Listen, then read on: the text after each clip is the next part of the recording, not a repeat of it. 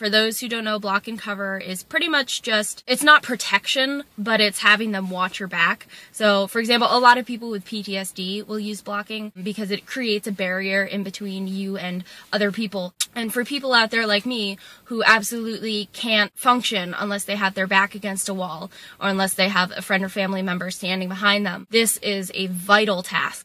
This is probably one of the most crucial tasks he does, because without it, I simply wouldn't be able to ever leave my home. So yeah, this video is just gonna give some tips on how to train your dog to do this. It's actually quite an easy task to train. Bugsy was fully trained for this task, but now that we're transitioning into the crutches, there are a few things that are different in terms of the positioning and stuff, so he still understands the concept. I think it probably won't take more than 1 to 2 sessions to really solidify this. He does it perfectly with the wheelchair, but like I said, the crutches are a whole new thing. Also, I'm so sorry, I know the camera's shaking right now, but I'm keeping it as still as possible.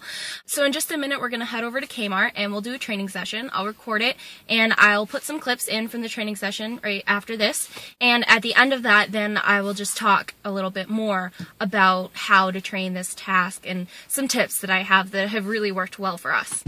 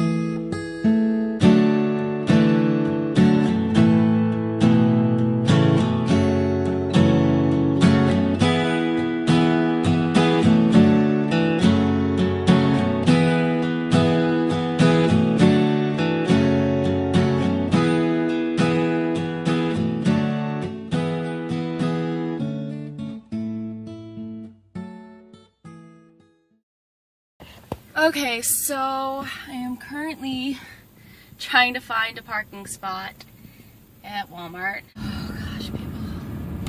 Remind me, my next vlog is gonna be how to not park like an asshole. Because that one really needs to be made. Let's try this side of the parking lot.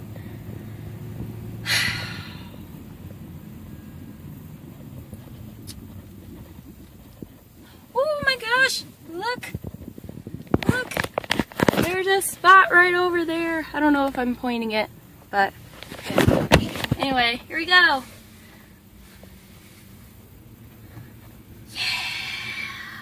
It depends on if you want to block or cover. So blocking is where the dog goes behind and watches your back and creates a barrier, and cover is essentially the same thing but in the front. And my tip is, for whichever one you're training, whichever one you start with first, or if you only want to do one, have your either front or back against a wall as you're doing it, the opposite. So if you want to train cover, make sure that you're standing with your back against the wall, and if you want to train block, make sure you're standing with the front of yourself facing the wall. That will make it a lot easier because that will keep it from the dog confusing front and back. And when you're first starting out, you know, they only really have one place to go. Essentially, you just take the hand that you're going to use for the dog to target, and you're going to swipe it across your body slowly, and your dog ought to follow if he understands that concept. And if not, teaching nose targeting is an extremely easy thing to do as well, so don't worry about it. Even if you don't have this down, it shouldn't add too much more time to the training aspect of things. But yeah, essentially drag it if you're training cover. Put your hand in front of your body and the dog will follow, and you know, you position them to how far you want them. Sometimes, you know, Bugsy's a little sloppy with it since we're retraining with the crutches, and he'll go halfway and I just kind of move my hand a little bit over and he follows my hand and positions himself accordingly. I do the same thing for block. You know, I just put my hand sort of behind my back to the side and he goes around and he follows straight, you know, touches his nose to my hand and lays right down.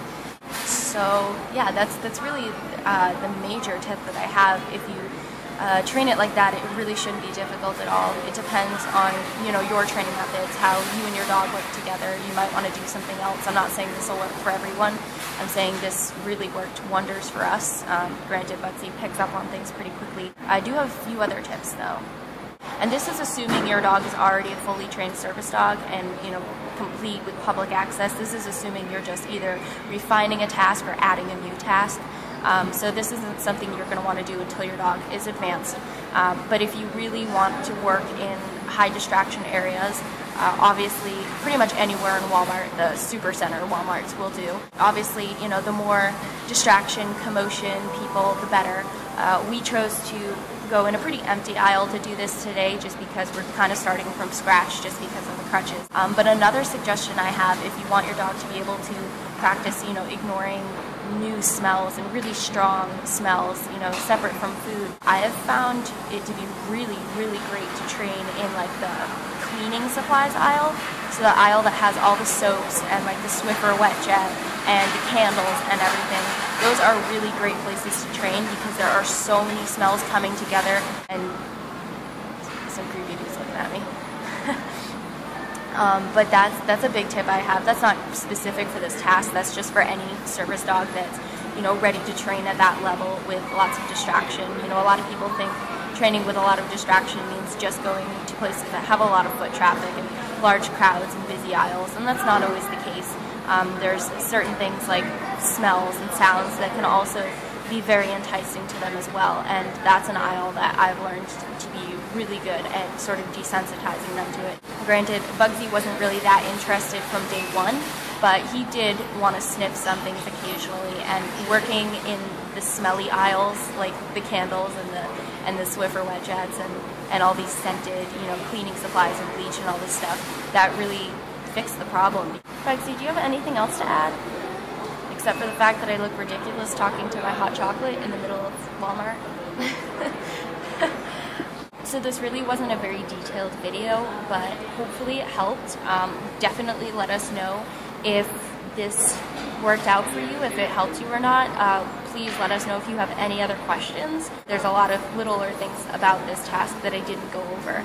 Please don't be too harsh on the footage of our training session. Like I said, he is fully trained for this task in the wheelchair, but with the crutches, it changes everything in terms of positioning.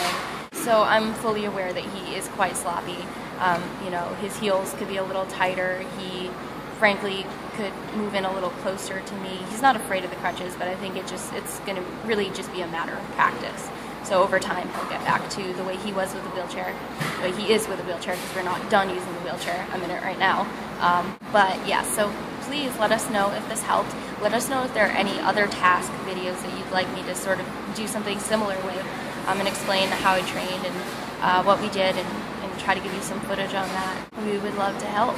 So thank you for watching.